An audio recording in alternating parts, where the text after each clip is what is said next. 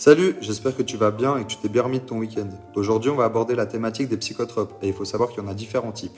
D'abord, il y a le terre, le spliff, le ouinge, la canne ou encore le joint de résine de cannabis pour ceux qui en fument pas ou la police. Oui, tous les noms que je viens de te donner signifient la même chose si jamais. L'herbe.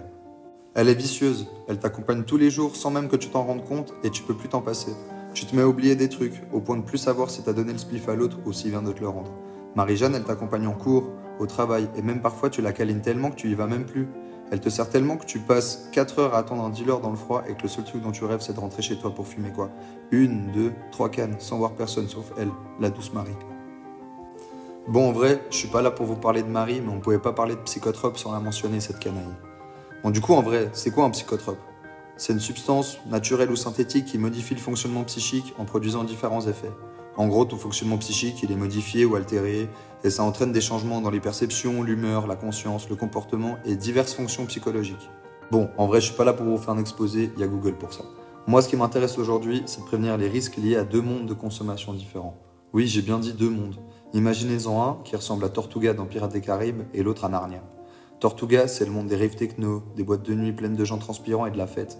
Là-bas, on trouve surtout de la coke, des amphètes, des bombes de MD ou des tazes. De l'ecstasy pour ceux qui sont pas familiers avec ces codes.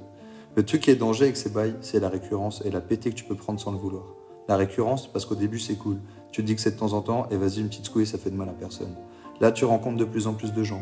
Tu les recroises. En fait, sans t'en rendre compte, tu commences à voir leur tête tous les week-ends. C'est plus uniquement des connaissances, ça devient des potes de teuf. Ensemble, vous commencez à apprendre des trucs. Toujours plus fort, et toujours plus tôt. Dans la soirée, tout ça pour finir toujours plus tard. Quand il n'y en a pas un qui a, c'est l'autre, et tu te tires mutuellement vers le bas. Au début, tu sortais, et parfois tu prenais des trucs, mais en vrai, tu pouvais largement passer une soirée sans rien. Juste avec de la tease. Comme plein de gens en fait. Avec le temps et les étapes, tu commences à plus en être capable. Ça se banalise, et tu oses même plus envisager de sortir sans un pack ou un billet dans la poche. Tu laisses tout tomber. Chaque lundi, tu espères être bientôt vendredi, et finalement, avec le temps, tu commences le jeudi. Il y a même plein de gens qui perdent la notion de la semaine et du week-end tellement c'est trop et tout le temps. Bien sûr, tout le monde n'en arrive pas là, mais d'après tout ce qu'on a pu voir, énormément de personnes ont eu au moins un pic. C'est un peu le moment où tu gères que dalle, et où la récurrence est la plus problématique. Tu oublies complètement le reste et tu te déconnectes. T'es dans tes histoires, t'emmerdes le monde et tu te crois au-dessus de lui. Tu lui mets pas de sens, que ce soit ton taf, ton apprentissage ou tes cours. Et de toute manière, quand t'as speak, t'y vas plus tellement t'es dans les bad vibes. Ta tête, c'est genre mi-novembre à Lausanne quand il y a tellement de pleu qui pleut à l'horizontale, tu vois. Si t'as de la chance, il y a des gens qui vont te ramasser à la petite cuillère et t'aider à surmonter ça. Sinon, il faudra le faire tout seul, et dans ta tête, il faudra être sacrément fort. La dernière solution, c'est d'ailleurs souvent celle qui arrive le plus fréquemment, c'est que tu te pètes la gueule. La vie, elle te met tellement une grosse claque que tu redoubles ton année, tu te fais virer de ton apprentissage, tu pars en couille en gros. Dans le pire des cas, tu te fais encore virer de chez toi si t'as de la chance. Je te parle de chance parce qu'il peut clairement t'arriver pire. Va à certains festivals ou soirées en Suisse et tu verras les ambulanciers taper leur meilleur sprint avec des mecs qui convulsent sur le brancard, les yeux retournés, la bave à la bouche. Ton moment de fête, il peut devenir soirée dramatique en 2-2. Il y a 2 ans, j'ai un pote qui est mort en soirée. On sait toujours pas comment ça s'est passé, on saura jamais, mais un autre pote l'a retrouvé 200 mètres plus bas du barrage. Et dans tout ça, il était pété. On m'a dit qu'il avait bouffé de la MD. Il y en a plein des histoires comme ça.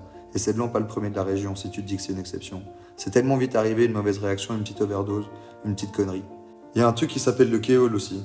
C'est une petite overdose de kétamine et tu finis couché. Ouais bah faut bien, c'est un anesthésiant pour cheval de base ce truc.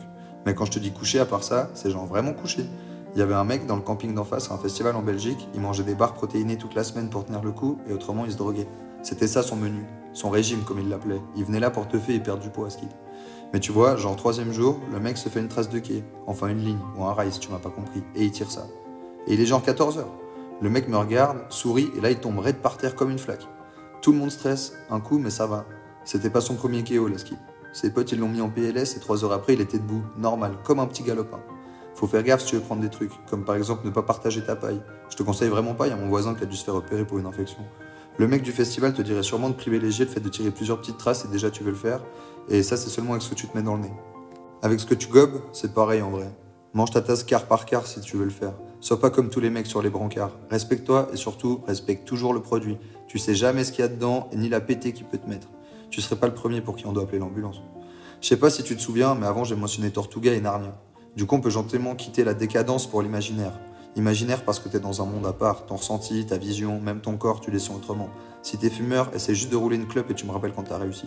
Je te parle de tout ce qui est toncar, buvard, timbre, acide, enfin LSD quoi. On pourrait rajouter les champis aussi, c'est un peu la même mais en moins puissant et en moins long. Les champis, tu peux compter 4-5 heures max de trip, alors que les acides, t'es parti pour au moins 12 heures, si ce n'est plus, suivant la puissance et la quantité que t'as pris. Alors du coup là, imagine ton trip, il se passe mal. Et déjà la question, c'est que du coup, comment faire pour que ça se passe bien? Déjà, faut savoir un truc, c'est que même si t'es sûr que tu vas gérer, c'est faux. Tu pourras toujours partir en couille dans ta tête. Imagine un gars, il vient se séparer d'une fille qu'on appellera Jessica. Ils sont séparés parce que voilà, avec le temps, c'était plus possible, mais ils s'entendent toujours super bien. Lui, il rencontre une autre fille. Ensemble, ils mangent des acides. Il y a de la passion, de la fusion. Le truc, c'est Woodstock.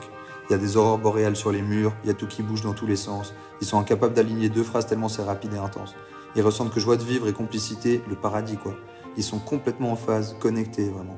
2 semaines après ça, il y a le meilleur pote de Jessica qui décède. Et là, c'est la descente aux enfers. Tu te souviens de l'histoire du barrage? Bah, c'est lui le meilleur pote de Jessica. Le mec qui a fait 3 ans avec Jess et le jeune décédé étaient clairement devenus bons potes, tu vois. Des amis en vrai. Le gars se retrouve partagé.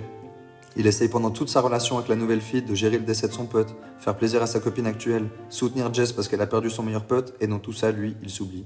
Il se zappe, il se perd, il sombre dans le néant. Il y a personne qui le reconnaît. Le mec est sombre quoi. Il a plus le sourire, il voit plus ses potes, et en plus, il recommence à se droguer. Il va en teuf avec sa meuf, et c'est la seule chose qui lui fait du bien. Là-bas, il mange de la MD, des tases, des trucs qui rendent heureux quoi. Pas des trucs qui agissent trop sur le mental, le psychisme, comme Duel ou des champis. Ça fait réfléchir. Tu vas loin dans ta tête. Va regarder toutes les anecdotes sur une possible consommation d'Albert Einstein pendant qu'il devenait un des plus célèbres physiciens de l'histoire. Ou encore Bill Gates, parce que lui aussi en aurait pris. Bref, le mec perdu dans sa tête, une fois avec sa copine, il rentre de teuf. Et ça, c'est genre 8 mois après le décès de son pote. Et là, au début, aurore boréale, super, tout roule. Il se bouffe des acides en after, nickel. En une fraction de seconde, le mec pense à sa situation actuelle, et là, c'est le néant. Avec sa copine, ça fait quelques mois qu'ils sont plus en phase, qu'ils s'entendent pas, qu'ils se comprennent pas, et que c'est l'enfer des fois, mais ils s'aiment. Mais là, imagine une déconnexion totale dans le couple, déjà fragile. Le gars remet tout en question, tout. Il se sent vide, il rumine toute la merde qu'il a vécue, qu'il a pu faire subir avec des mots, genre la crise totale dans la tête, la méga bombe nuque. Il la voit sur son canapé, l'impression qu'elle fait partie intégrante de toute l'ambiance, lourde, grise, pesante et sombre de cet endroit. Lui, il se voit en blanc, ou peu importe la couleur, mais surtout, il se sent pas du tout en phase avec tout ce qui l'entoure. Il a envie de crier, il pleure, il a envie de tout détruire, de s'auto-détruire. Il aimerait pouvoir s'enfuir, mais il peut pas. Elle habite au milieu de rien, bordel. Acheter des clopes ou du lait, c'est 30 minutes à pied, tu vois, vu que de toute manière, il y a tellement rien que le bus, il passe 6 fois par jour. Il est partagé entre fuir cet enfer, mais pour aller où? Chez ses parents, à genre 1h30 de voyage, et en plein dimanche après mon bad trip sous acide, je pense alors. Donc le gars, il reste dans cet enfer, et il va faire son bad trip ici pendant encore au moins quelques heures. Vu que de toute manière, ils sont fatigués, ils ont pas dormi depuis 36 heures, donc autant dire que niveau émotion, c'était déjà pas stable. Le mec a plus jamais retouché des acides pendant au moins 1 an, je crois. Je te dis ça si jamais t'hésitais toujours à en prendre, ou à en reprendre. Je pense que la plupart des drogués sains d'esprit te diraient que ça vaut pas la peine. Regarde toute la merde que ça a apporté à Steve, Mathias ou Yannick, des gars de la riponne en fait. Ça gratte des thunes et ça préfère se calmer que manger. De toute manière, quand tu te calmes, t'as pas faim. Tu tiens easy 36 heures sans rien avaler. Tu verras vite, les gens qui se droguent beaucoup, ils sèchent, ils creusent au niveau des joues et ils perdent rapidement du poids.